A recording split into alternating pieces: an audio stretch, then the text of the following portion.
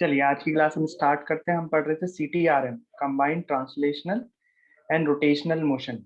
उसमें हमने काइनेमेटिक्स वाला पार्ट कंप्लीट कर लिया था। अब हम पढ़ रहे हैं dynamics of rolling motion, dynamics of combined translational and rotational motion. एक ही बात है, ठीक। तो उसका शायद ये पहला सवाल ही था, राइट? हाँ, उसके कुछ स्टेप्स मैंने एक बार फिर से रिवाइज करा देता हूँ। डायनेमिक्स ऑफ CTRM की स्टेप्स सॉल्व करने के सवाल: सबसे पहले FBD बनाओ, alpha and the acceleration mark करो, फिर उसके बाद एफ नेट बराबर एम ए लिखो, देन टॉर्क बराबर आई अल्फा लिखो, और जहां भी कांटेक्ट हो रहा है वहां पे प्योर रोलिंग की सिचुएशन लिखो, प्योर रोलिंग की इक्वेशन लिखो, राइट? बस इतनी सी बात हमें करनी होती है। तो यहाँ पे हम, अच्छा, जो ऑब्जेक्ट है वो रोलिंग भी कर रहा है, ट्रांसलेशन भी कर रहा है, इसलिए उसके लिए हम दोनों इक्वेशन यूज में लेंगे, टॉर्क भी और फोर्स भी। तो ये क्वेश्चन है आपके सामने। यहाँ पे एक सॉलिड सिलेंडर है, इस पे से धागा लपटा हुआ है बहुत सारा, यहाँ से एक उसका एंड है और यहाँ पे फोर्स एफ लग रहा है। फोर्स एफ लगा दिया हमने, तो क्या होगा? अच्छा, यहाँ पे क्या दे रखा है? ये एनफ रफ है, सफिशियंट रफ है, मीन्स ये प्योर रोल करेगा। जैसे ही घूमना स्टार्ट करेगा इसकी रोलिंग स्टार्ट हो जाएगी, प्योर रोलिंग स्टार्ट हो जाएगी। ओके, तो हम एफबीडी बना रहे थे, राइट? तो एक फोर्स ऐसा लग रहा है एफ, ये एफ लगा दिया मैंने। फ्रिक्शन है इसलिए यहाँ पे हमने एफ आर लगा दिया। फ्रिक्शन की वैल्यू कितनी होगी? क्या मैं फ्रिक्शन को यहाँ पे म्यू इंटू एन लिख सकता हूँ? क्या नहीं लिख सकता, बिकॉज मुझे पता नहीं है कि फ्रिक्शन स्टैटिक है या काइनेटिक है। अगर म्यू इंटू एन में लिखता हूँ इसका मतलब फ्रिक्शन की मैक्सिमम वैल्यू लिख रहा हूँ, या फिर मैं काइनेटिक फ्रिक्शन लिख रहा हूँ।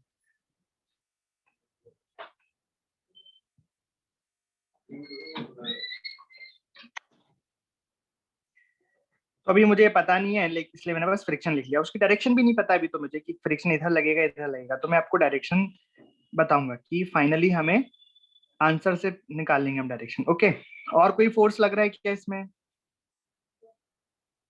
और तो नहीं लग रहा है, राइट? यही फोर्स लग रहा है, हाँ, mg लग रहा है।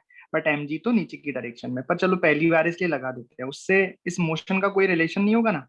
देखो ये mg ऐसे लगेगा और ये धरती को धक्का मारेगा, धरती इसको वापस रिटर्न धक्का मारेगी, दैट इज n, ये नॉर्मल हो जाएगा, राइट? ये आपस में एक दूसरे को बैलेंस कर लेंगे। ओके ओके, चलिए इक्वेशन बनाते हैं। तो x डायरेक्शन में इसके पास एक्सेलरेशन a है, एंड इसका जो एंगुलर एक्सेलरेशन है दैट इज अल्फा, और ये प्योर रोल कर रहा है। इक्वेशन बनाते हैं। तो फर्स्ट इक्वेशन क्या हो जाएगी? एफ नेट बराबर एम ए। तो एक्सेलरेशन आगे है तो आगे की डायरेक्शन को पॉजिटिव में लूंगा, तो इक्वेशन लिखूंगा एफ माइनस एफ आर बराबर, मास इसका एम लिया था हमने, तो M into A. This is the first equation. Second equation क्या होगी? टॉर्क की इक्वेशन। तो टॉर्क की इक्वेशन देखो, मैंने बताया था टॉर्क की इक्वेशन हमेशा सेंटर ऑफ मास के अबाउट लिखेंगे। इसमें जब फिक्स्ड एक्सिस रोटेशन होता था तो वहां पे हम टॉर्क की इक्वेशन फिक्स्ड एक्सिस के अबाउट लिखते थे, राइट? बट यहाँ पे हम सेंटर ऑफ मास के अबाउट लिखेंगे, बिकॉज यहाँ पे पूरा सिस्टम चलेगा।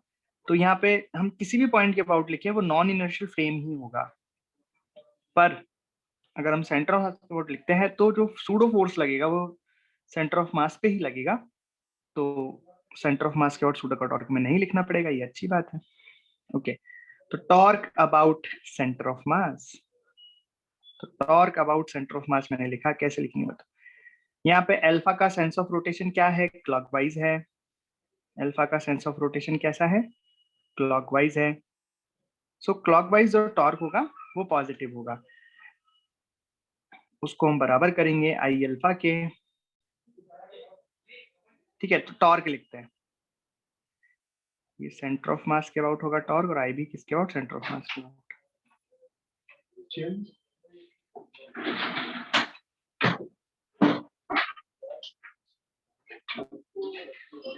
टॉर्क कितना हो गया फोर्स का? F into are.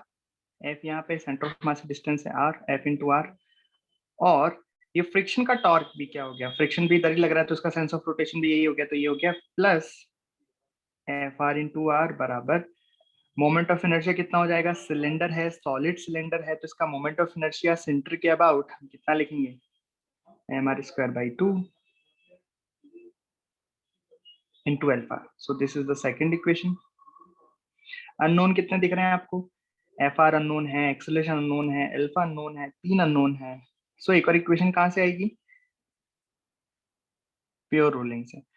तो यहाँ पे सरफेस पर ये रोल कर रहा है, तो यहाँ पे इक्वेशन आ गई ए बराबर अल्फा आर। ये हमने समझ लिया था कैसे निकालते हैं। इस पॉइंट का एक्सलेशन आगे ए है, पीछे अल्फा आर है, सरफेस नहीं चल रहा है, सरफेस का एक्सलेशन 0 है, तो ये इक्वेशन बराबर हो जाएगा। This is the third equation, right. अब इसको सॉल्व करो, जल्दी से सॉल्व करो, एक्सेलरेशन निकालो, अल्फा निकालो, फ्रिक्शन निकालो। सो ए बराबर कितना आ रहा है?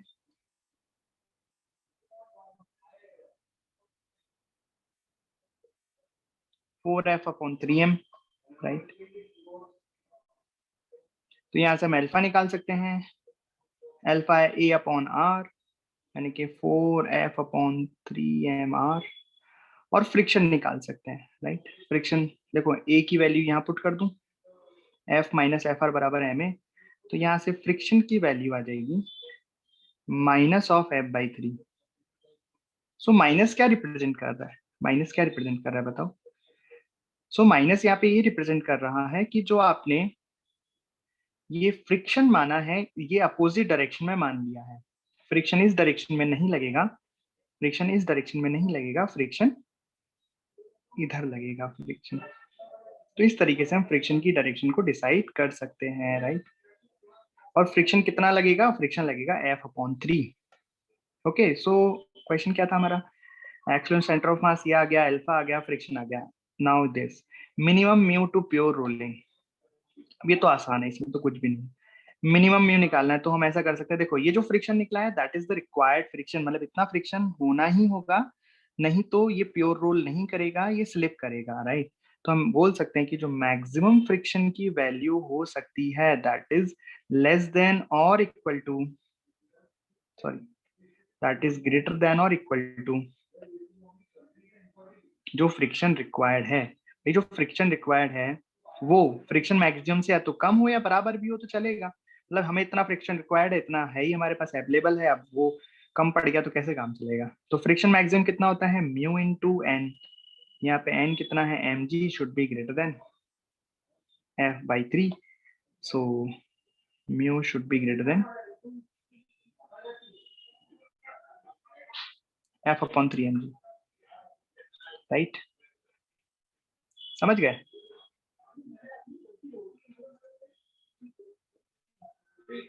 क्लियर है? कोई doubt? So this is the equation. यहाँ पे एक सॉलिड स्फीयर है और ये एक एनफ रफ सरफेस पर हमने एक एफ फोर्स लगा दिया है, तो ये घूमेगा, घूमेगा भी, चलेगा भी। घूमेगा क्यों भाई? सेंटर ऑफ मास पे फोर्स लग रहा है, घुमा कौन रहा है? नीचे जो फ्रिक्शन लगेगा वो उस पर टॉर्क लगाएगा, वो घुमाएगा इसे, तो ये घूमेगा भी चलेगा भी, एनफ रफ है मतलब ये प्योर रोल करेगा। तो आपको एक्सेलरेशन का सेंटर ऑफ मास बताना है, कैसे करें? स्टेप 1 एफबीडी बनाओ, स्टेप 2 एफ नेट बराबर है में लिखो, step 3 torque centre of mass के आउट लिखो, स्टेप 4 क्या थी? प्योर रोलिंग की कंडीशन। तो ये मैंने एफबीडी बना दिया, एफ इधर लग रहा है, फ्रिक्शन इधर लग रहा है, एमजी से कोई मतलब नहीं है क्योंकि वो तो वर्टिकल डायरेक्शन में लग रहे हैं, तो यहाँ हमारे किसी काम का नहीं है। ओके, ये दो फोर्स लग रहे हैं, एक्सेलरेशन आगे आएगा और अल्फा इस तरीके से आ जाएगा। ओके, सो फर्स्ट इक्वेशन हो गई F minus friction is equal to M A, first equation. Second equation है टॉर्क की equation, torque about centre of mass is equal to I about C U M into alpha. Torque about centre of mass कितना हो जाएगा?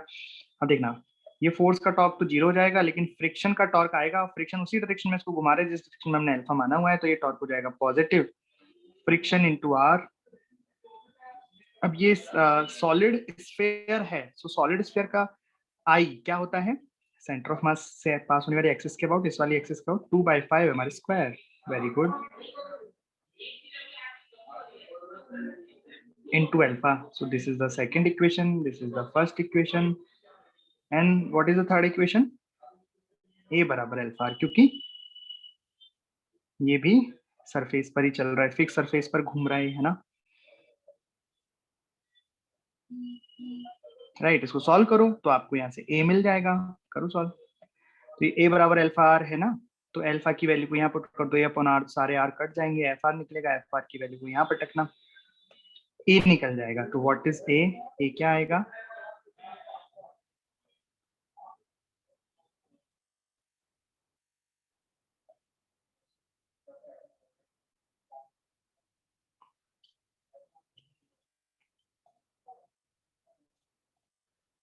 Okay, clear है?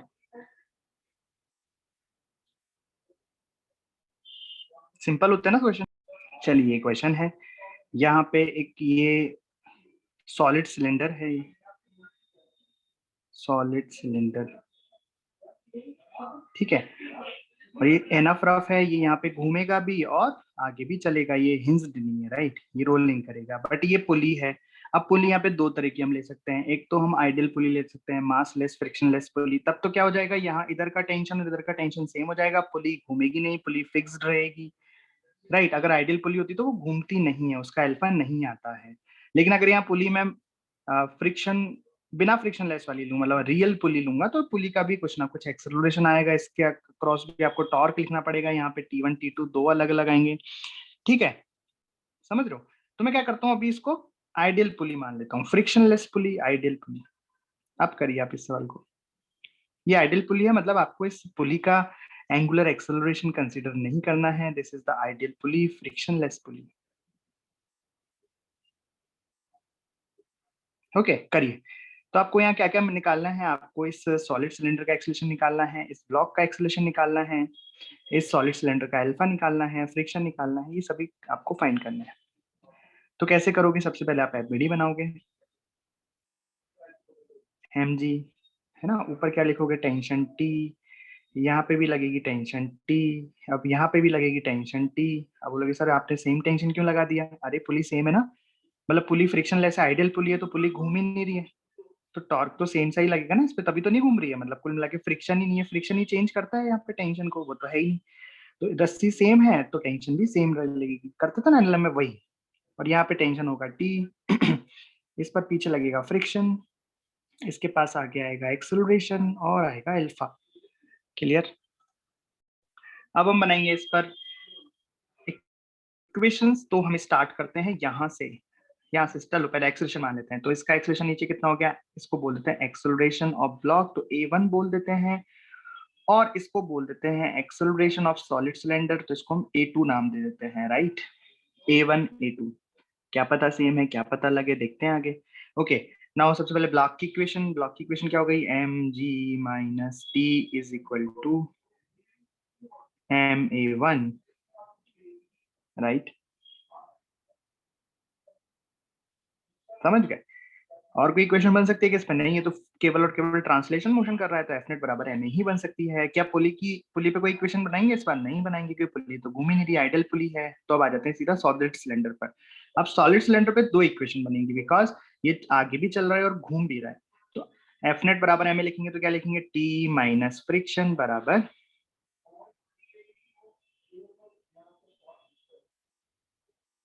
ma2, right. मास तो मैंने same ही लिया M है, तो ma2 ये हो गया। अब इसके ऊपर मैं टॉर्क की क्वेश्चन लिखूंगा, torque about centre of mass. तो torque about centre of mass, अब मैं लिख देता हूँ एक बार, torque about centre of mass is equal to ICOM alpha. अब torque about centre of mass लिखो, तो टेंशन लग रहा है इधर, इधर लग रहा है फ्रिक्शन, इनका टॉर्क आएगा, दोनों सेम डायरेक्शन में घुमाना चाह रहे हैं इसको, तो T into R plus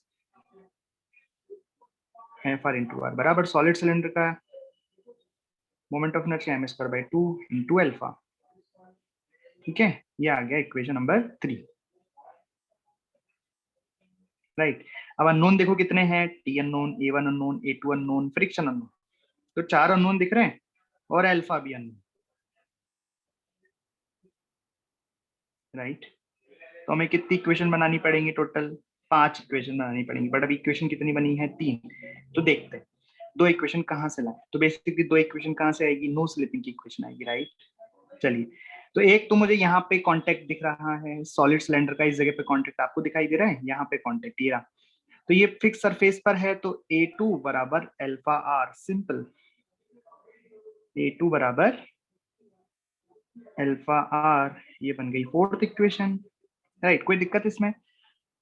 fifth equation कहाँ पे दिख रही है आपको, तो कहाँ का कांटेक्ट दिख रहा है फिफ्थ इक्वेशन में, तो मुझे फिफ्थ इक्वेशन दिख रही है यहाँ पर, भाई ये रस्सी है, रस्सी आगे जा रही है ना, तो रस्सी का ये जो एक्सेलरेशन है, रस्सी का एक्सेलरेशन तो कितना है, ये वाला A1, भाई ये मास से रस्सी कनेक्टेड है, मास A1 से नीचे आ रहा है, तो इसका मतलब ये रोप है, इसका एक्सेलरेशन A1 है, लेकिन यहाँ पे जो ये सॉलिड सिलेंडर है इसका एक्सेलरेशन कितना होगा, A2 प्लस अल्फा आर। तो बेसिकली ये दोनों बराबर होने पड़ेंगे, A1 is equal to A2 plus alpha R बराबर होना पड़ेगा ना, क्योंकि रस्सी इसके ऊपर है, यहाँ पे कोई स्लिपिंग नहीं है, तो बेसिकली ये भी तो एक कांटेक्ट पॉइंट हो गया। याद है ना कल क्वेश्चन क्या था कि एक लड़का रस्सी खींच रहा था, तो कितनी रस्सी इकट्ठी करेगा, तो हमारा आंसर आया था हाँ भाई 2A, राइट।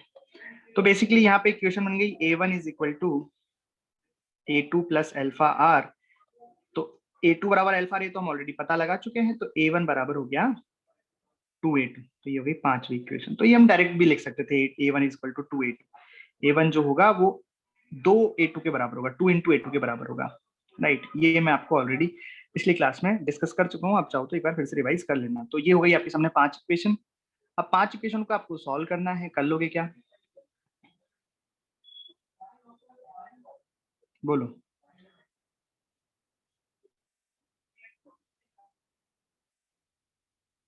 तो बेसिकली A1 कितना हो गया, A2 कितना आ गया,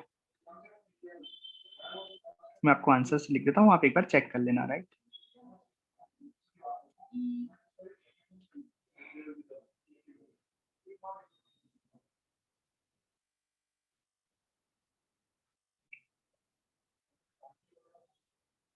A2 है 4g/11,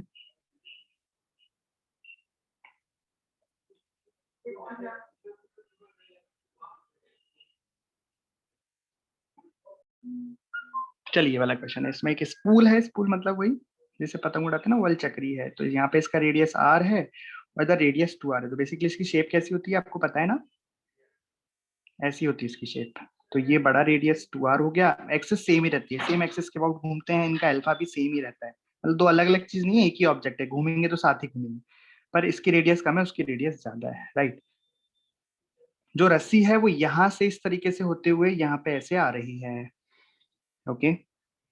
अब हमने यहाँ से इस सिस्टम को छोड़ दिया, तो आपको क्या क्या बताना है, आपको बताना है acceleration of the block, friction acting on the spool, ये सब बताना है आपको। इसको स्पूल कहते हैं, और इसका जो आई है वो दे रखा है mr², ऐसा गिवन है आपको आई इसका, राइट। चलिए आपको फाइंड करना है acceleration of the block and friction बताना है, फ्रिक्शन किधर लगेगा ये भी बताना है ऑन द स्पूल। तो कैसे करोगे, क्या तरीका है करने का, एफबीडी बनाओ, बस एक ही तरीका है, एफबीडी बनाओ, इक्वेशन लिखो, सॉल्व करो। चलिए करते हैं। तो नीचे कितना लगेगा, अच्छा ये जो पुली है दैट इज, मैं जो पुली ले रहा हूँ उसको भी अभी आइडियल पुली ले रहा हूँ, है ना बहुत सारी इक्वेशंस बन जाएंगी इनमें से। हाँ ये पुली जो है आइडियल पुली है, इस क्वेश्चन में लिख देता हूँ मैं, दिस इज द आइडियल पुली। अच्छा पुली का मास नहीं दिया और रेडियस नहीं दिया, इसका मतलब वो आइडियल पुली है, राइट। चलिए ये हो गया mg, यहाँ पे लगा टेंशन T, ये टेंशन यहाँ पे आया T, ठीक है। फ्रिक्शन मान लो ऐसे लगेगा, फ्रिक्शन डायरेक्शन बाद में निकालेंगे हम, ओके ओके। एंड एक्सेलरेशन मान लेते हैं आगे की तरफ, और अल्फा मान लेते हैं इसका इस तरफ, ऐसा ये स्पूल ऐसे घूम रहा है, ठीक, यही मान लेता हूँ, चलो अल्फा इस तरीके से बनाए इक्वेशंस। तो सबसे पहले ब्लॉक की इक्वेशन बनाते हैं। अच्छा एक्सेलरेशंस तो मान लें, तो हमने यहाँ इसका एक्सेलरेशन a ले लिया है, इसको कर देते हैं हम a1 और इसको कर देते हैं हम a2, बिकॉज दोनों एक्सेलरेशन सेम भी हो सकते हैं, अलग भी हो सकते हैं, हो सकता है कि रिलेशन बनाना पड़े, लग तो यही रहा है कि रिलेशन बनाना पड़ेगा। चलिए ब्लॉक के लिए फोर्स की इक्वेशन लिखी, तो हम लिखेंगे mg minus t is equal to ma/2, this is the first equation. Second equation चलिए इस पूल के लिए लिखते हैं, फोर्स की इक्वेशन, t आगे लग रहा है, fr पीछे लग रहा है, तो क्या लिखेंगे, t माइनस fr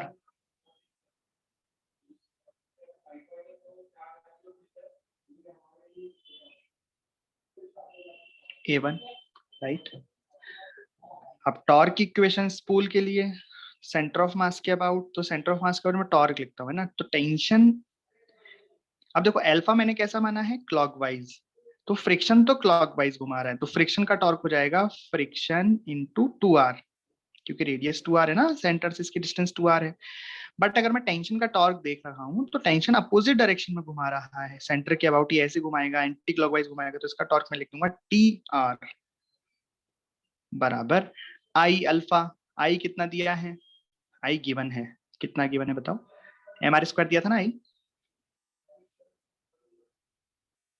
मास एम है और moment of inertia M R square है,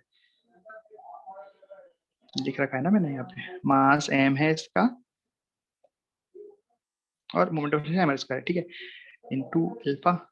तो कितने अननोन है बताओ, 1 2 3 4 5, पर इक्वेशन तो कितनी है, इक्वेशन तो 3 ही बनी है, तो वापस से 2 इक्वेशन और बनानी होंगी।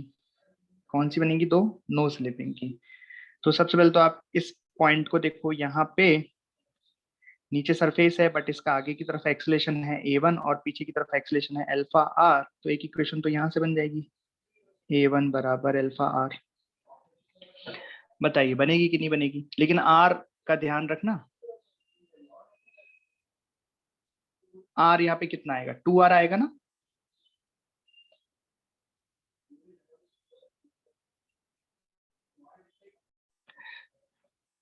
तो नो स्लिपिंग की एक कंडीशन तो ये आ गई, एक और कंडीशन हम क्या लिखेंगे बताइए। तो यहाँ पर ये ध्यान से देखना है, इस रस्सी का जो एक्सेलरेशन है दैट इज a2 और ये यहाँ पर कनेक्टेड है इससे, स्पूल से नीचे यहाँ, ठीक है। तो इस पॉइंट का एक्सेलरेशन और स्पूल के इस पॉइंट का एक्सेलरेशन सेम होना चाहिए, राइट।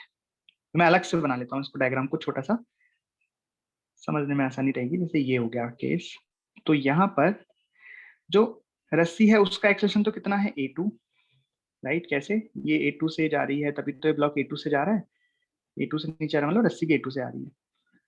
लेकिन ये स्पूल है, इसका एक्सेलरेशन कितना है, तो इसका एक्सेलरेशन आगे की साइड तो हो गया a1, राइट।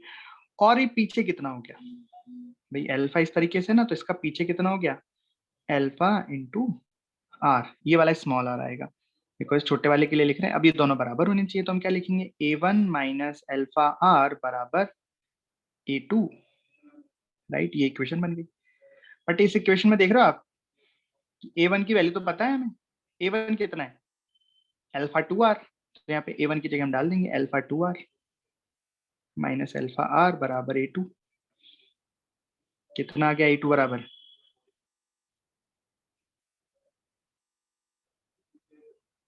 या तो a2 को अल्फा आर के टर्म में निकाल दो, नहीं तो a1 के टर्म में भी निकाल सकते हो। कैसे, सुनो, तो यहाँ से हम ये लिख सकते हैं ना, अल्फा आर को क्या लिख सकते हैं यहाँ से, अल्फा आर बराबर a1/2, भाई यहाँ से आप लिख सकते हो a1/2 बराबर अल्फा आर, ऐसे लिख सकते हैं हम इसे। तो अल्फा आर की जगह आप a1/2 डाल दो बराबर a2, कितना आ गया यहाँ से a1/2 equal to 2a2, right. ये इक्वेशन बन गई। ये इक्वेशन कौन सी आ गई, पांचवी इक्वेशन आ गई। तो हम यहाँ लिख देते हैं फिफ्थ इक्वेशन, तो ये इक्वेशन आ गई 4 एंड फिफ्थ इक्वेशन है a1 बराबर 2a2। इस तरह से इक्वेशन हमें निकालनी पड़ेगी, समझ गए, 5 अननोन 5 इक्वेशन, बस आपको सॉल्व करना है, करो सॉल्व। तो यहाँ पे आप सॉल्व करोगे इक्वेशंस को, तो एक्सेलरेशन ऑफ द ब्लॉक यानी कि a2 जो हमने माना है, a2 कितना आ रहा है g/6 आ रहा है, ठीक है। Acceleration of the spool, acceleration of the spool आ रहा है g/3, राइट।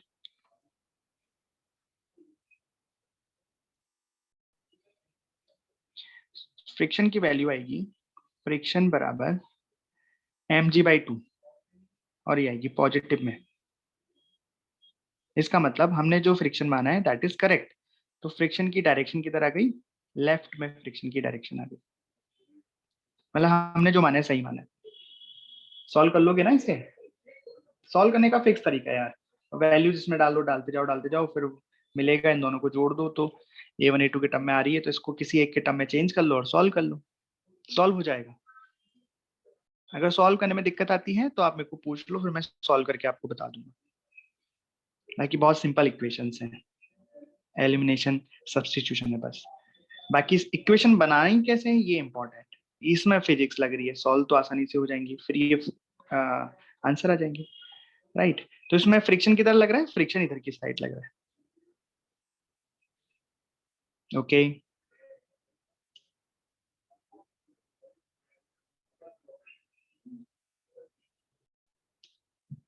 चलिए, तो यहाँ पे एक रफ सरफेस है, सफिशिएंट रफ है वैसे तो, लेकिन क्वेश्चन ये कि find the value of x, ये एक्स कितना हो कि ये प्योर रोल भी करे बट फ्रिक्शन जीरो आए, फ्रिक्शन जीरो आए बट ये प्योर रोल करे, राइट। ये है क्या, ये है सॉलिड सिलेंडर,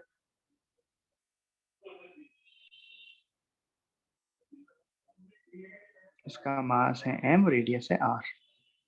करिए, तो यहाँ फ्रिक्शन जीरो आना चाहिए और ये प्योर रोल कर रहा है, ऐसा आपको दिया गया है।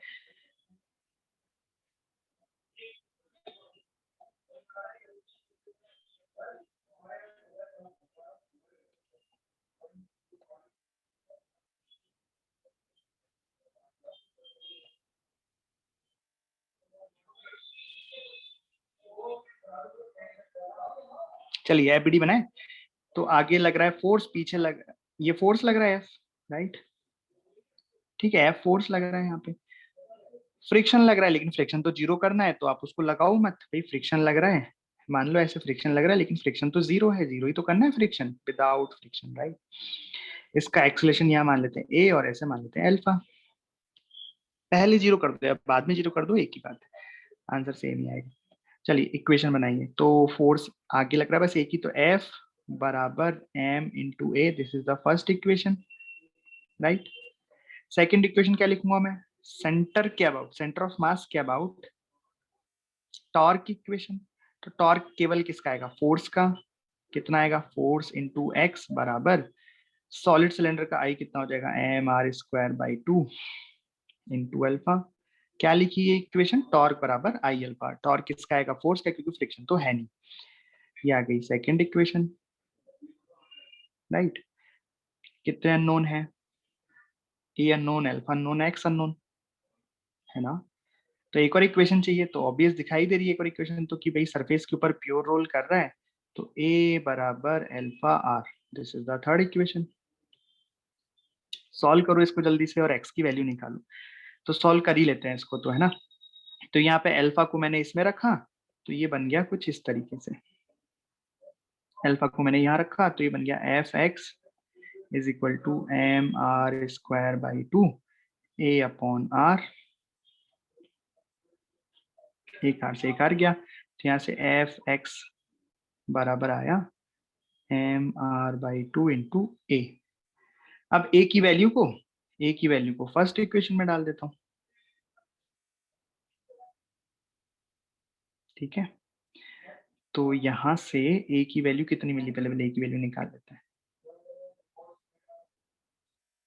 To F X divided by M R, okay. So ये आ गई एक्सेलरेशन, और एक्सेलरेशन की वैल्यू ऊपर डाल दी मैंने,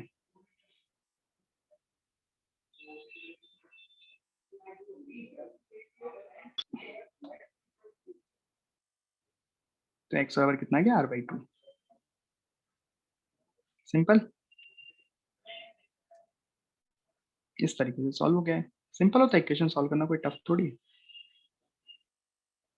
राइट। ओके अगला करते हैं।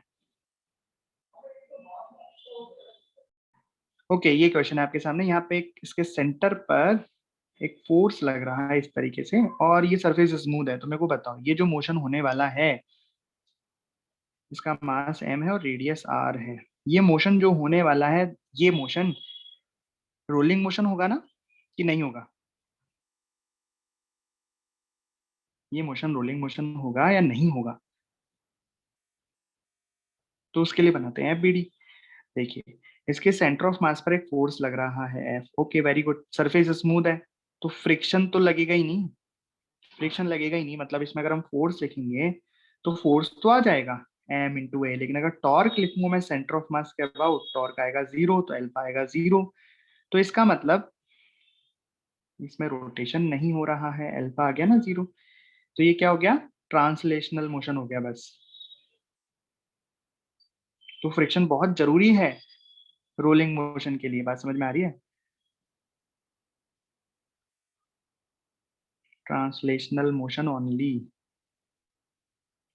अच्छा, आप बोलोगे कि सर अगर फोर्स को हम सेंटर ऑफ मास पे नहीं लगाते तो टॉर्क तो कुछ आ जाता, तो क्या तब प्योर रोल होता कि मतलब क्या होता तब?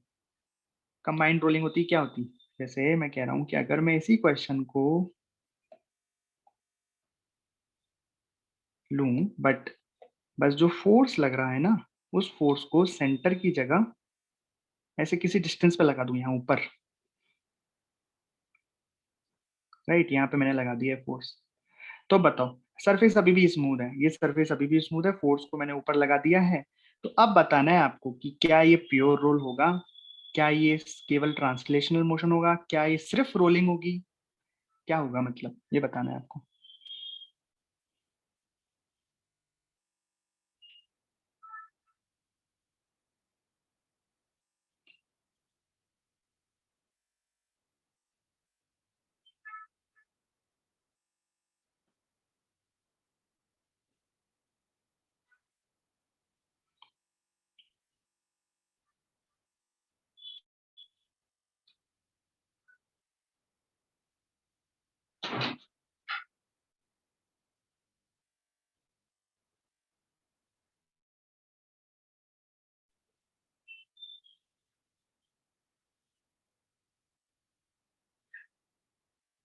बताइए।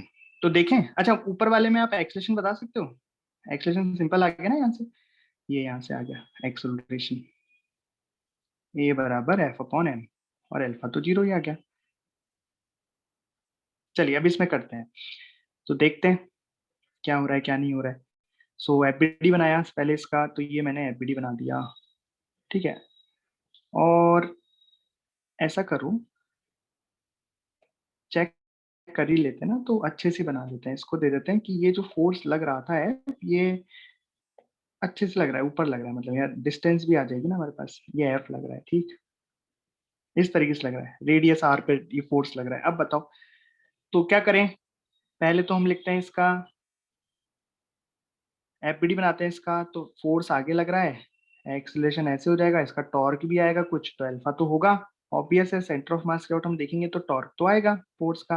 लेकिन आप फ्रिक्शन कुछ नहीं, क्योंकि स्मूथ सरफेस है, तो इक्वेशन लिखते हैं तो ये हो जाएगी एफ बराबर M A. Okay, first equation.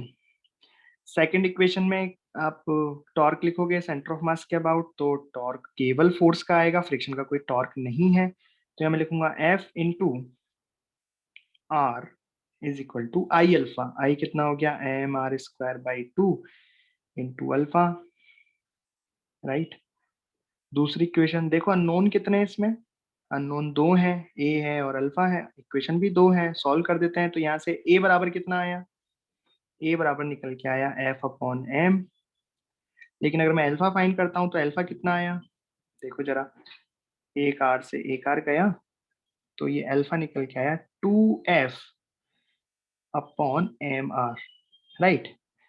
अब अगर इनके प्योर रोल होते तो इनको नो स्लिपिंग की कंडीशन फॉलो करनी पड़ेगी, अगर ये प्योर रोल हो रहे हैं तो इनको नो स्लिपिंग की कंडीशन फॉलो करनी पड़ेगी।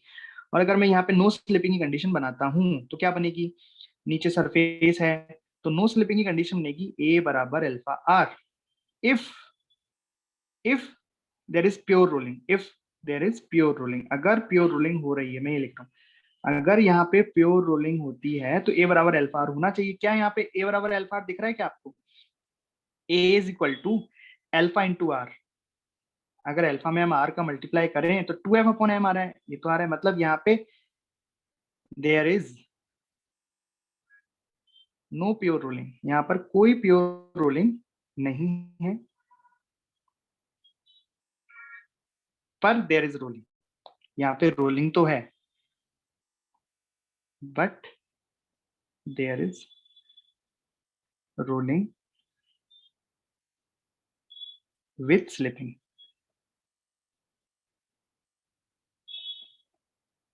ठीक है, तो फ्रिक्शन बहुत इंपॉर्टेंट रोल प्ले करता है, मतलब अगर ये तो ये बात हो गई कि अगर आप, बेटा रोलिंग में ट्रांसलेशनल और रोटेशनल दोनों कंबाइंड होते हैं, मैंने रोटेशनल नहीं लिखा है कि there is rotational motion only, rotational fixed है, रोलिंग लिखा है, रोलिंग में ट्रांसलेशनल और रोटेशनल कंबाइंड होते हैं, मतलब ये आगे भी चलेगा और घूमेगा भी। मैं क्या बोल रहा था कि अगर हम रोड पे से फ्रिक्शन हटा दें, मतलब रोड एकदम स्मूथ हो जाए, तो फिर तो हम फिसल फिसल के घूमेगा उस पे पहिया, राइट। तो friction is very important for the pure rolling. हाँ, ऐसा नहीं है कि फ्रिक्शन के बिना प्योर रोलिंग नहीं हो सकती, तभी तो मैंने सॉल्व किया, ए निकाला, अल्फा निकाला। तो ऐसा नहीं कह रहा हूं मैं कि अगर फ्रिक्शन नहीं होगा तो प्योर रोलिंग नहीं होगी। बात समझे? जैसे अभी हमने सॉल्व भी तो किया था एक क्वेश्चन, यहाँ पे हमने प्योर रोल कराया था पर विदाउट फ्रिक्शन। तो वो पर्टिकुलर एक फिक्स पॉइंट पर एक्स लगना चाहिए, मतलब एक फिक्स दूरी पर फोर्स लगना चाहिए, तब ऐसा हो पाएगा। कैलकुलेटिव फोर्स लगना चाहिए बहुत, राइट। समझ में आई बात? अदरवाइज ऐसा नहीं हो पाएगा। फिर फ्रिक्शन होता है तो क्या करता है, वो अपने हिसाब से एडजस्ट कर लेता है, अपने हिसाब से वो खुद को एडजस्ट करके और प्योर रोलिंग की कंडीशन को फॉलो करवा देता है। तो जो भी ऑब्जेक्ट होता है वो प्योर रोल करता है, बट अगर फ्रिक्शन ही नहीं है तो कौन करेगा ऐसा, राइट। तो यहाँ पे फोर्स अगर एक फिक्स दूरी पर एक्स पर लगता, वो एक्स हम कैलकुलेट कर चुके हैं सॉलिड सिलेंडर के लिए, तो यहाँ पे ए बराबर अल्फा आ रहा जाता है और ये प्योर रोलिंग होती। बट इस केस में प्योर रोलिंग नहीं हो रही है, मतलब अगर फ्रिक्शन नहीं होगा सफिशियंट या स्मूथ हो गई सरफेस, तो उस केस में इम्प्योर रोलिंग होगी, राइट। इम्प्योर रोलिंग का मतलब समझे? Rolling with slipping. चलिए चलिए, so this is the question. यहाँ पे आपको एक सॉलिड सिलेंडर दिया है, सेंटर पर एक फोर्स लगाए 100 न्यूटन, फ्रिक्शन में कोएफिशिएंट ऑफ फ्रिक्शन की वैल्यू दी है 0.1। तो फर्स्ट क्वेश्चन तो ये है कि क्या ये प्योर रोल कर रहा है, क्या ये प्योर रोलिंग है? ये पता लगाना है आपको, एक ही क्वेश्चन है, क्या ये प्योर रोलिंग है? लगाइए पता। कैसे पता लगाओगे? यहाँ तो फ्रिक्शन भी है, अब क्या करें?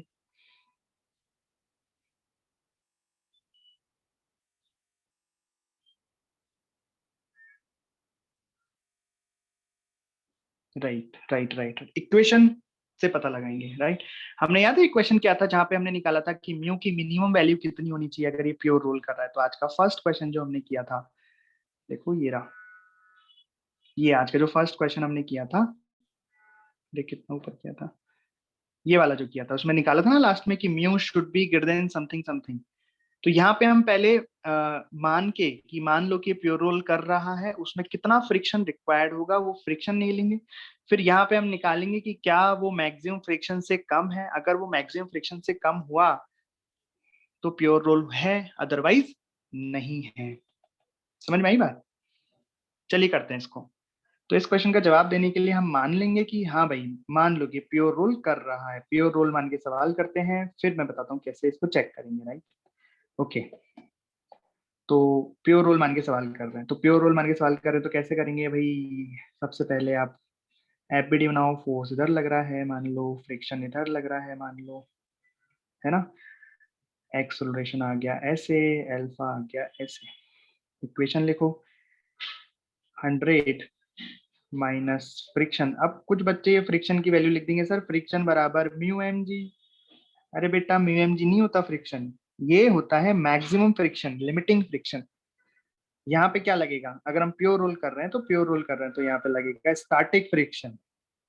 तो हमें वो एफ आर ही लेना पड़ेगा और उसकी वैल्यू निकालनी पड़ेगी। तो कैसे लिखेंगे? 100 माइनस एफ आर बराबर एम ए, यानी कि 10 A, first equation. Second equation लिखेंगे हम टॉर्क के लिए, torque about centre of mass, force centre of mass ही पास कर रहा है, इसका टॉर्क खत्म हो जाएगा, केवल फ्रिक्शन का टॉर्क आएगा। यहाँ फ्रिक्शन इंटू रेडियस है 1 बराबर M R square by 2, value डाल दू सीधा, क्या एम आर स्क्वायर बाई 2 की वैल्यू डाल दू। मास है 10, आर स्क्वायर है 1 का square upon 2 into alpha, into alpha, ये इक्वेशन सेकेंड। और हम मान के चल रहे हैं कि प्योर रोल कर रहा है, इसलिए ए बराबर अल्फा हर हम लिखेंगे। तो ए बराबर अल्फा आर, और आर की वैल्यू है 1। तो this is the third equation. यहां से जल्दी से हम ए की, अल्फा की एंड फ्रिक्शन की वैल्यू निकालेंगे। करो, ए की, अल्फा की और फ्रिक्शन की वैल्यू जल्दी से निकालो। तो ए बराबर अल्फा आ गया, तो यहाँ पे इस इक्वेशन को हम लिख सकते हैं एफ आर बराबर 5a, राइट। यहाँ से फ्रिक्शन की वैल्यू चाहिए ना हमें, तो इसमें तो हम ए को रिप्लेस कर देते हैं, तो ए बराबर कितना आ गया यहाँ से, फ्रिक्शन अपॉन 5, ठीक है। और इस ए की वैल्यू को डालते हैं फर्स्ट इक्वेशन में, तो यहाँ से आ गया 100 माइनस एफ आर बराबर 10 into F R divided by 5, तो 2 एफ आर, तो 3 एफ आर, तो एफ आर बराबर कितना आ गया 100/3। तो ये फ्रिक्शन कौन सा हो गया, ये तो हो गया रिक्वायर्ड फ्रिक्शन। भाई इतना फ्रिक्शन चाहिए अगर हम इसे प्योर रोल कराना चाहते हैं तो। लेकिन यहाँ पे फ्रिक्शन की लिमिटिंग वैल्यू क्या है, फ्रिक्शन की मैक्सिमम वैल्यू क्या है, वो होती है म्यू इंटू एन। म्यू कितना दिया है आपको 0.1, एन कितना है एम जी, एम कितना है 10 इंटू 10 हो गया एम इंटू जी, राइट। ओके, तो ये कितना आ गया 10 आ गया। तो फ्रिक्शन की मैक्सिमम वैल्यू हमारे पास केवल 10 न्यूटन है। तो ये इस केस के लिए फ्रिक्शन की जो मैक्सिमम वैल्यू है वो छोटी है किससे, 100/3 से। इसका मतलब, इसका मतलब क्या हुआ,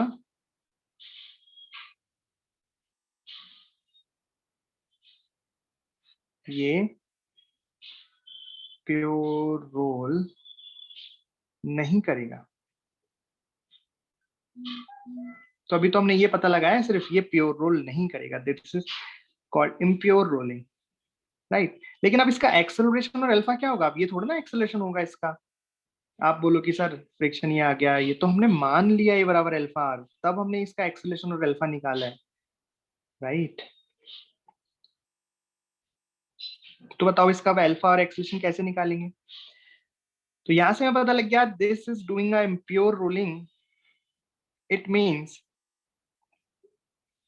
यह इम्प्योर रोलिंग कर रहा है। इम्प्योर रोलिंग का मतलब क्या है, rolling with slipping, rolling with slipping is called impure rolling. इसका मतलब जो फ्रिक्शन इसमें लगेगा, फ्रिक्शन जो होगा वो काइनेटिक फ्रिक्शन होगा, ये हम जानते हैं। अगर स्लिपिंग हो रही होती तो फ्रिक्शन क्या लगेगा, यहाँ पर, यहाँ पर फ्रिक्शन काइनेटिक लगेगा। समझ में आई बात, यहाँ पे फ्रिक्शन क्या लगेगा, काइनेटिक लगेगा, ये इंपॉर्टेंट बात हो गई। तो अब मैं सॉल्व करता हूँ। अब फिर से हम इसका डायग्राम बनाएंगे और सॉल्व करेंगे कि भाई ठीक है, तो फिर इसका असली एक्सीलरेशन और अल्फा आएंगे कितने। अब ये मत कर देना, फिर मैं याद दिला रहा हूँ, ये एक्सेलरेशन और ये अल्फा मत कर देना कि सर देखो फ्रिक्शन की वैल्यू 100/3 आ गई, 100/3 को यहाँ रखेंगे, एक्सेलरेशन आ गया, अल्फा की, ये नहीं है, ये केस ही गलत हो गया ना। हमने प्योर रोल मान के किया, प्योर रोल तो ये हो ही नहीं रहा है, मतलब ये बात ही गलत हो गई। तो हमको फिर से सॉल्व करना पड़ेगा अभी। तो फिर से सॉल्व करेंगे, तो यहाँ लगेगा कितना 100, पीछे लगेगा फ्रिक्शन। लेकिन सर फ्रिक्शन हमें पता है कि नहीं पता है, हमें पता है इस पर, क्योंकि फ्रिक्शन जो लगेगा वो लगेगा काइनेटिक, और काइनेटिक फ्रिक्शन की वैल्यू होती है म्यू इंटू एन। तो हो जाएगा 0.1 इंटू 10 अगर म्यू एस और म्यू के अलग अलग नहीं है तो कितना हो जाएगा 10 न्यूटन।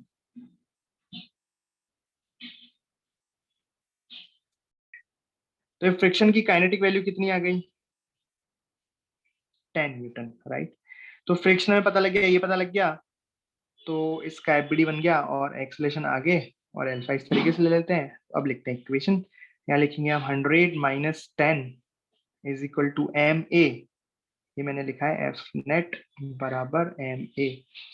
तो 10 इंटू ए कितना आ गया, A is equal to 9 metre पर सेकेंड स्क्वायर, ये एक्सेलरेशन आ गया।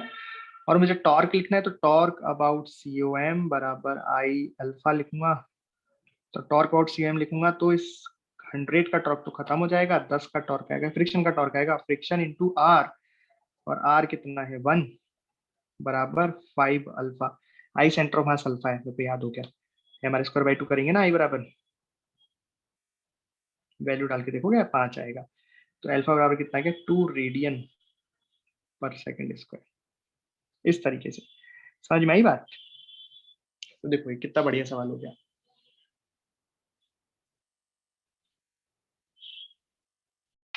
इसको जल्दी से समराइज कर देते हैं। यहाँ पे फोर्स था, फ्रिक्शन भी था, लेकिन यहाँ पे ये नहीं लिखा हुआ था सफिशिएंट फ्रिक्शन। सफिशिएंट फ्रिक्शन का मतलब है 100% प्योर रोलिंग। इन्होंने फ्रिक्शन की कुछ वैल्यू दी, तो हमें पता नहीं अब ये प्योर रोल होगा कि नहीं, तो पहले हमने चेक किया कि प्योर रोल होगा कि नहीं। कैसे चेक किया? फ्रिक्शन की रिक्वायर्ड वैल्यू निकाली कि अगर ये प्योर रोल हो रहा है तो फ्रिक्शन इतना लगना चाहिए। फ्रिक्शन की मैक्सिमम वैल्यू निकाली, वो तो कम हो गई। अगर ये कम रह गई, इसका मतलब ये प्योर रोल नहीं करेगा, इम्प्योर रोल करेगा, मतलब इस पर फ्रिक्शन लगेगा, काइनेटिक लगेगा। फिर काइनेटिक फ्रिक्शन मान के और जल्दी जल्दी हमने अल्फा और ए निकाल दिए। सही बात।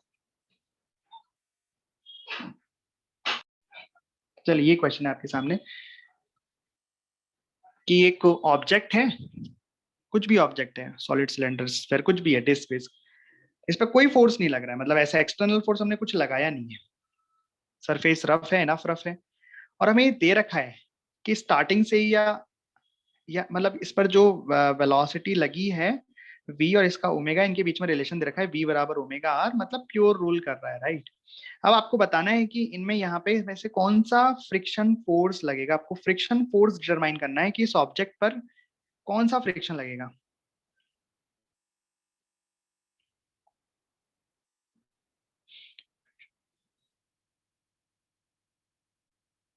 बताइए कौन सा फ्रिक्शन फोर्स लगेगा बॉडी पर, क्या होना चाहिए आंसर आपके हिसाब से।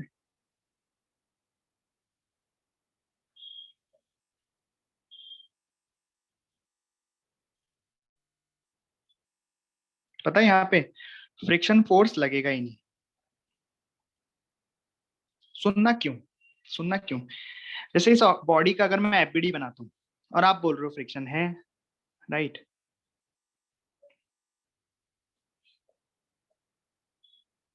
मान लो, देखो, अगर ये ऑब्जेक्ट रफ है ना, ये सॉरी ये सरफेस रफ है, ऐसा दिया हुआ है सरफेस रफ है, तो टेंडेंसी क्या होती है, देखो आप कभी भी ऐसा करके देखना, किसी भी गोल चीज को ऐसे आप फेंकना, या बॉल होती है उसको आप ऐसे फेंकना जबरदस्ती, तो बॉल पहले ऐसे घिसती हुई जाती है, पहले ऐसे घिसती हुई जाती है, थोड़ा घूमती है, फिर अंत में जब फाइनली वो प्योर रोल करने लगती है।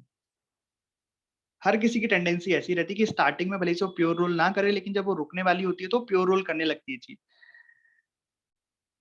आप क्रिकेट खेलते हो, तो जब आपने कभी शॉट मारा होगा बैट से, तो बॉल पहले बहुत तेज स्पीड रहती है, वी बहुत ज्यादा रहती है उसकी, तो बॉल ऐसे फिसलती हुई जाती है ना। लास्ट में क्या होता है, लास्ट में थोड़ी देर बाद, लास्ट मतलब थोड़ी देर बाद वो घूमने भी लगती है और आगे भी जाने लगती है, प्रॉपर रोल करने लगती है, प्योर रोल करने लगती है, राइट। मतलब अगर सरफेस रफ है तो एट द एंड वो प्योर रोल करने लगेगी। कोई भी अगर उस पर कोई एक्सटर्नल फोर्स नहीं है तब भी वो प्योर रोल करने लगेगी, और वो प्योर रोल कौन करवाता है उससे? वो फ्रिक्शन करवाता है। फ्रिक्शन इस तरीके से सेट करेगा कंडीशन कि वो प्योर रोल करने लगे। बात समझ में आई? देखो होगा क्या कि मान लो स्टार्टिंग में वेलोसिटी बहुत ज्यादा है, मैंने दे दी इसको वी डैश कुछ, है ना, सरफेस रफ है, तो फ्रिक्शन इधर आ जाएगा, और फ्रिक्शन इधर आके क्या करेगा, इस पे टॉर्क लगाएगा, टॉर्क लगाएगा तो अल्फा आएगा, अल्फा आएगा तो ओमेगा आएगा। तो वो क्या कर रहा है, ये फ्रिक्शन क्या कर रहा है, इस वी डैश को तो कम कर रहा है और ओमेगा को बढ़ा रहा है। मतलब वो एक सिचुएशन तैयार कर रहा है वी बराबर ओमेगा आर की, राइट। जैसे ही वी बराबर ओमेगा आर लगेगा, सोचना ध्यान से, जैसे ही वी बराबर ओमेगा आर लगेगा, there is no slipping, right, कोई स्लिपिंग नहीं होगी, फिर फ्रिक्शन भी लगना बंद हो जाएगा। भाई सोचो, ऐसा कुछ हुआ होगा यहाँ पे, ये वो सिचुएशन बता रहा हूँ मैं कि यहाँ से हमने ऑब्जेक्ट को फेंका होगा किसी वेलोसिटी से, फिर फिसलते फिसलते आ रहा होगा, फिर एट मोमेंट पे यहाँ पे क्या हो गया, यहाँ पे v बराबर ओमेगा आर आ गया। तो इस कंडीशन में बताओ कि यहाँ पे क्या हो रहा होगा इनके दोनों। देखो सरफेस तो चल ही नहीं सकती, तो सरफेस की वेलोसिटी तो जीरो होगी, और हमें v बराबर ओमेगा आर दे रखा है, मतलब ये पॉइंट v है, ये पॉइंट ओमेगा आर है, और v बराबर ओमेगा आर है, मतलब पॉइंट ए और पॉइंट बी की वेलोसिटी बराबर हो गई। समझ रहे ध्यान से? अगर पॉइंट ए और पॉइंट बी की वेलोसिटी बराबर हो गई, मतलब there is no relative motion, तो ये तो पक्का हो गया कि काइनेटिक फ्रिक्शन तो नहीं लग सकता। भाई रिलेटिव मोशन ही नहीं है तो काइनेटिक फ्रिक्शन तो नहीं लग सकता, ये बात पक्की हो गई, राइट। लेकिन बोले सर स्टैटिक तो लग सकता है, तो अगर मान लो स्टैटिक लग गया, तो स्टैटिक क्या करेगा, ये स्टैटिक फ्रिक्शन क्या करेगा बताइए। ये स्टैटिक फ्रिक्शन मान लो इधर लगा, तो ये वेलोसिटी को तो कम कर देगा और ओमेगा को बढ़ा देगा। समझ में आ रहा है? अगर मान लो स्टैटिक फ्रिक्शन यहाँ लग गया अपोजिट डायरेक्शन में, तो इसकी वजह से एक्सलेशन अपोजिट डायरेक्शन में आएगा, लेकिन टॉर्क कैसे आएगा, भाई फ्रिक्शन इसको ऐसे घुमाएगा ना सेंटर ऑफ मास के अबाउट, तो v को तो कम कर देगा और ओमेगा को बढ़ा देगा, तो उल्टा ये तो v बराबर ओमेगा आर की सिचुएशन को डिस्ट्रॉय कर देगा। तो ऐसा ये नहीं करता है। राइट। नहीं, वहीं के वहीं नहीं घूमेगा, आगे भी बढ़ेगा और चल भी रहा है। वी वेलोसिटी है ना, वी वेलोसिटी है, ये है, तो ये आगे भी चल रहा है और घूम भी रहा है, लेकिन फ्रिक्शन नहीं लगेगा। There is no friction. Friction अगर लग गया, मैं बता रहा हूँ, अगर फ्रिक्शन अगर लग गया तो ये वेलोसिटी को कम कर देगा, ओमेगा को बढ़ा देगा और v बराबर ओमेगा की सिचुएशन को डिस्ट्रॉय कर देगा। पर ऐसा नहीं होता है, क्योंकि उल्टा हमने तो ये देखा है कि फ्रिक्शन तो सपोर्ट करता है प्योर रोलिंग। तो अगर प्योर रोलिंग है तो फिर फ्रिक्शन उसको डिस्टर्ब नहीं करेगा। ओके, ये बात है समझने वाली। आई बात समझ में? हाँ, तो इसका आंसर हो गया देयर इज नो फ्रिक्शन। हाँ, लेकिन अगर कोई एक्सटर्नल फोर्स होता, तो एक्सटर्नल फोर्स क्या करता है? अगर मान लो एक्सटर्नल फोर्स एफ आगे लग रहा है, आपने इतने सवाल किए ऊपर, तो अगर एक्सटर्नल फोर्स होता तो मैं फ्रिक्शन लगाता। क्यों? देखो सुनना ध्यान से, ऐसा क्यों हुआ कि अगर एक्सटर्नल फोर्स होगा तो एक्सेलरेशन प्रोवाइड करेगा, एक्सेलरेशन प्रोवाइड करेगा तो वेलोसिटी बढ़ेगी, लेकिन फ्रिक्शन तो चाहता है कि v बराबर ओमेगा आर रहे। तो v बराबर ओमेगा आर कब रहेगा? रेडियस तो बढ़ नहीं सकती है, वेलोसिटी बढ़ रही है, तो ओमेगा को तो कोई बढ़ाने वाला चाहिए। तो ओमेगा को बढ़ाने के लिए फ्रिक्शन आएगा, बोलेगा कि नहीं मैं बढ़ाऊंगा। ये ऐसे टॉर्क वॉर्क ऐसे सेट करेगा, ऐसे अल्फा सेट करेगा कि ओमेगा भी बढ़ने लगे, वो ऐसे बैलेंस बना के रखेगा। फिर समझ में आई? मतलब फ्रिक्शन सपोर्ट करता है प्योर रोलिंग को, कुल मिला के बात ये है। फ्रिक्शन डिस्ट्रॉय नहीं करता। अगर कोई प्योर रोल कर रहा है तो फ्रिक्शन बोलेगा करते रहो, मुझे कोई दिक्कत नहीं है, बढ़िया बात है। ठीक, तो इस तरीके से, तो ये तो हमने पढ़ लिए फोर्स और एक्सेलरेशन निकालने वाले क्वेश्चन, है ना। डायनेमिक्स में अगला पार्ट आता है अब एनर्जी कंजर्वेशन वाला, काइनेटिक एनर्जी वाला। तो सीटीआरएम के लिए हम काइनेटिक एनर्जी कैसे लिखेंगे, देखना। तो देखो फोर्स हमने क्या लिखा, भाई कोई ऑब्जेक्ट अगर सीटीआरएम कर रहा है, मतलब combined rotational and translation motion कर रहा है, तो हम उसके लिए एफ नेट बराबर एम ए भी लिखते हैं और टॉर्क बराबर आई अल्फा भी लिखते हैं, क्योंकि वो ट्रांसलेटरी मोशन भी कर रहा है और सेंटर ऑफ मास के अबाउट प्योर रोटेशन भी कर रहा है, राइट। तो वैसे ही जब हम काइनेटिक एनर्जी लिखेंगे सिस्टम की, जब हम कोई सीटीआरएम ऑब्जेक्ट, मतलब कोई कंबाइंड मोशन कर रहा है, उसकी काइनेटिक एनर्जी हम लिख रहे हैं of the system, total kinetic energy of the system अगर हम लिख रहे हैं, टोटल काइनेटिक एनर्जी,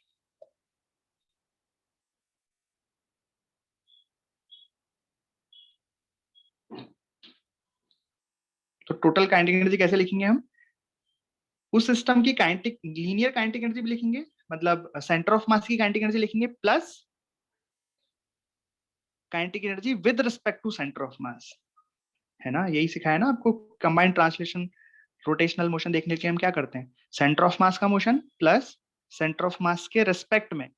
तो सेंटर ऑफ मास के रिस्पेक्ट में क्या करता है, प्योर रोटेशन करता है ना। तो हम यहाँ क्या लिखेंगे, kinetic energy of centre of mass plus kinetic energy with respect to centre of mass, kinetic energy with respect to centre of mass. तो बेसिकली जो kinetic energy with respect to centre of mass होगी, ये क्या है इस case में, वो इस तरीके से बिहेव करता है पार्टिकल। मतलब अगर सेंटर ऑफ मास पे बैठ जाओ आप और उस पूरे मोशन को देखो, तो आपको लगेगा ये सेंटर ऑफ मास के अबाउट घूम रहा है, मतलब सेंटर ऑफ मास के अबाउट एक तरीके से प्योर रोटेशन कर रहा है ना। सेंटर ऑफ मास क्या होगा, इसकी फिक्स्ड एक्सिस। यही तो है, मैं बस रिवाइज करवा रहा हूँ, कोई नई चीज नहीं पढ़ा रहा है ये जो आपको combined translation rotation motion start किया था, मैंने बताया था कि पूरे मोशन में, पूरे जब जो भी पढ़ेंगे इसमें इस तरह से ही देखेंगे इसको, कि kinetic energy of the centre of mass plus kinetic energy with respect to centre of mass. तो जब with respect to centre of mass देखेंगे, तो पूरा ऑब्जेक्ट सेंटर ऑफ मास के अबाउट प्योर रोटेशन की तरह ट्रीट करेंगे अपन, राइट। तो मतलब ये हम लिख सकते हैं total kinetic energy of the CTRM, total kinetic energy of CTRM basically क्या होती है, kinetic energy of centre of mass का तो मतलब क्या, translational motion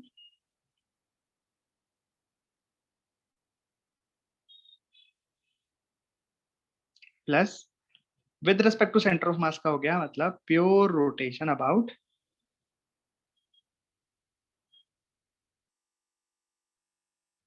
centre of mass. समझ में आई बात? यही तो सुपरपोजिशन हमने पढ़ा था, याद में स्टार्ट है आपको? आपको पता है स्टार्टिंग में जब वेलोसिटी प्रोफाइल मैंने बताई थी, तो सीधा चल रहा है तो हर पॉइंट आगे चल रहा है वी से सेंटर ऑफ मास वेलोसिटी से, और जब सेंटर ऑफ मास का आउट देखा तो हर पार्टिकल ऐसे घूम रहा है ओमेगा आर से आप out centre of mass. Okay, तो बेसिकली फाइनल फॉर्मूला क्या आ गया काइनेटिक एनर्जी का, जो आपको याद रखना है, वो आ गया half mass total into velocity of centre of mass का स्क्वायर, ये तो हो गया ट्रांसलेशनल, प्लस हाफ, बताओ फिक्स्ड एक्सिस रोटेशन में काइनेटिक एनर्जी क्या होती थी? फिक्स्ड एक्सिस रोटेशन में काइनेटिक एनर्जी होती थी हाफ आई ओमेगा स्क्वायर, तो यहाँ पे वही होगी हाफ आई, आई किसके अबाउट? सेंटर ऑफ मास के about omega square. Fixed axis rotation में हम कैसे लिखते थे kinetic energy? Half I about fixed axis, I किसके अबाउट लिखते थे? फिक्स्ड एक्सिस के अबाउट, तो यहाँ पे फिक्स्ड एक्सिस क्या हो गई? सीओएम, तो सीओएम के अबाउट लिख दिया, राइट? इस तरीके से तो ये टोटल काइनेटिक एनर्जी आ गई of C T R M. समझ गए? अब इससे रिलेटेड क्वेश्चन हम कल करेंगे, कैसे इसके क्वेश्चंस करते हैं, कैसे इसे अप्लाई करते हैं हम, बट काइनेटिक एनर्जी इस तरह से लिखेंगे, आपको याद रखना है, वेरी इंपॉर्टेंट फॉर्मूला।